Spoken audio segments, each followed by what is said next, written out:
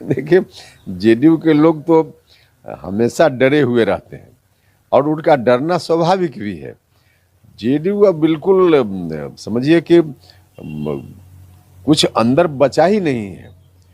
जितने लोग आप देख रहे हैं जो नेता के रूप में है, बाकी नीचे के कार्यकर्ताओं को तो छोड़ दीजिए, उसमें अपवाद एकाध हो सकता है, उसको छोड़ करके सारे लोग कहीं ना कहीं अपना कनेक्शन लगा कर रखे हैं, कोई पार्टी में कहीं भी। क्योंकि जिस समय नाव डूबेगी उस समय कौन उछल कर कहाँ जाएंगे, सब लोगों ने अपना अपना ठिकाना तलाश करके पहले ही से रखा है।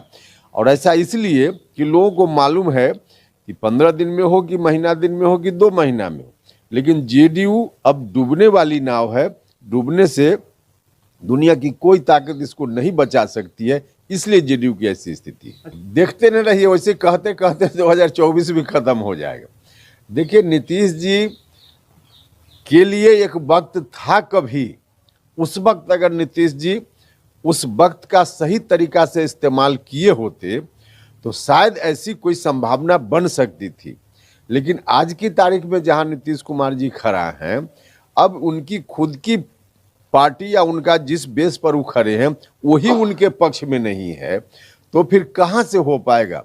दिखाने के लिए कुछ ऐसा करते हैं ताकि जो ढहती हुई उनकी पार्टी है उनके लोगों को लगे कि कुछ हो रहा है, होने वाला है, इसलिए ऐसा करते हैं। वाकई वास्तव में कहीं कुछ ऐसा है ही नहीं, दूर दूर तक इसकी कोई संभावना नहीं है, बल्कि कहिए कि असंभव है। देखिए, मिलने के लिए तो आप भी ममता बनर्जी जी हों, केसीआर जी हों, या जहां भी चाहिए तो आप भी जाकर मिल सकते हैं।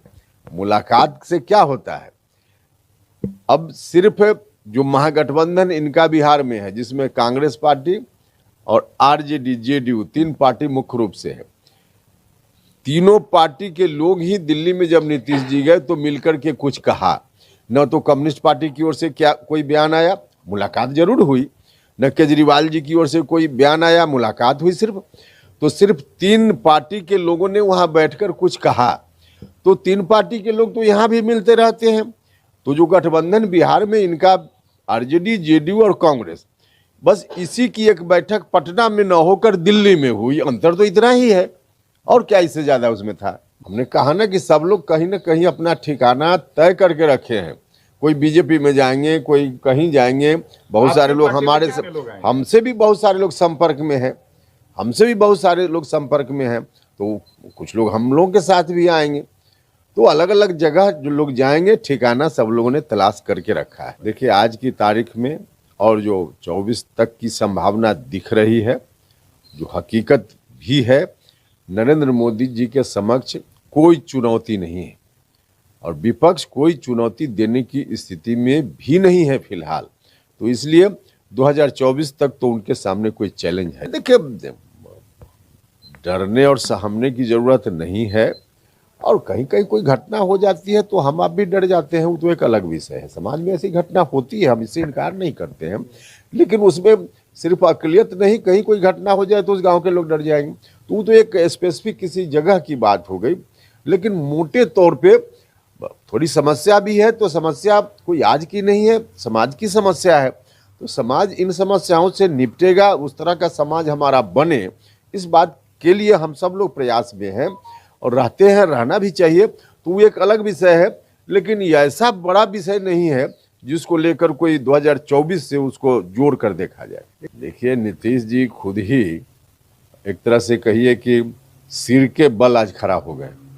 जो डिसीजन कभी उन्होंने लिया अभी से 10 साल पहले, 15 साल पहले, उन तमाम निर्णयों को अब खुद ही बदलने पर आमदा है। और ऐसा इसलिए कि अब हड़बड़ी में उनको लगता है कि क्या करें कि हमसे जो लोग टूट रहे हैं लोग ना टूटे। बस मकसद इतना ही है, किसी की सहायता हो, किसी के कल्याण की बात सरकार करे, यह सब कोई प्लानिंग नहीं है। और वाकई प्लानिंग के तहत हो भी नहीं रहा है।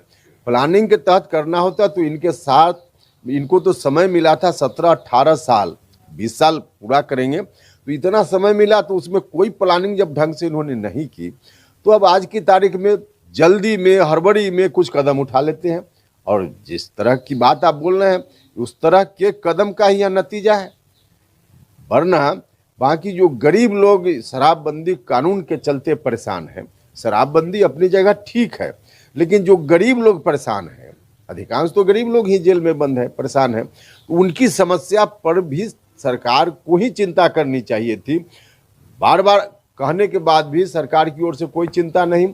अब जाकर के कभी कभी कुछ ऐसा निर्णय सुना देते हैं और बाद में पता चलता है इसकी कोई प्लानिंग नहीं थी। तो सच में कोई प्लानिंग नहीं है। हाँ बिल्कुल, अब उनको लगता है कि समाज का एक वर्ग जो जेडीयू से हमेशा जुड़ा रहा है, और खास करके देखिए जो गरीब लोग हैं अधिकांश तो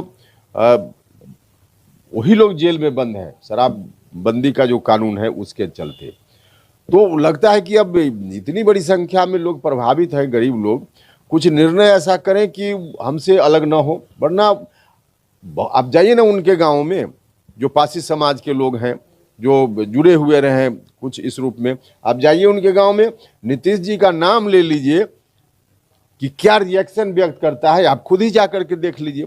तो इनको अब इस बात का फीडबैक है कि वहाँ लोग अब एकदम उल्टी दिशा में मेरे खिलाफ चल रहे हैं, तो उसको समेटने के लिए ऐसा पड़े। नहीं देखिए, अमित शाह जी से मेरी मुलाकात हुई तो स्वाभाविक रूप से बात भी हुई है, लेकिन इसमें एनडीए में शामिल होने का कोई निर्णय आज हमारी पार्टी ने कर लिया, ऐसा नहीं। हम गठबंधन के संदर्भ में बार बार बोल रहे हैं कि हम अपनी पार्टी में बैठकर विमर्श करेंगे, अपने साथियों से राय करेंगे, फिर क्या करना है गठबंधन के बारे में, कौन सा निर्णय लेना है, निर्णय जब लेंगे तब आपको बताएंगे।